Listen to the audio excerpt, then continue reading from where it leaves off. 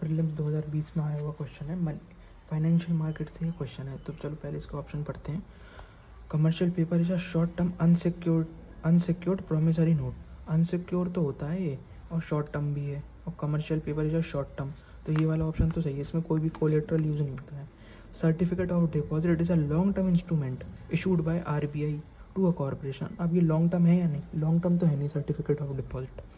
और एक पॉइंट और, ये रिजर्व बैंक ऑफ इंडिया से इशू नहीं करती है, तो ठीक है, तो रिजर्व बैंक ऑफ इंडिया से इशू नहीं करती है, ये शॉर्ट टर्म है, तो यानी कि ऑप्शन गलत हो जाएगा।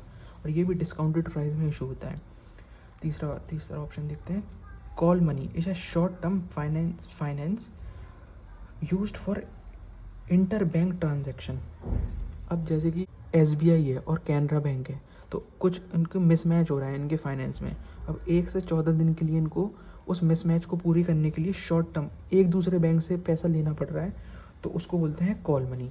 ये भी शॉर्ट टर्म के लिए होता है, कैश रिजर्व रेशियो को फुलफिल करने के लिए होता है। Zero coupon bonds are the interest bearing short term bonds issued by the schedule commercial bank to a corporation.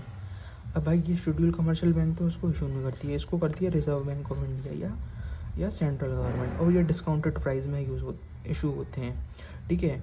और जो वो डिस्काउंटेड प्राइस में होते हैं, और जो उसकी फेस वैल्यू होती है मैच्योरिटी पीरियड में, उस पैसों में ये मिल जाते हैं। तो यानी कि हमारा ऑप्शन 4 गलत है, ऑप्शन 2 गलत है।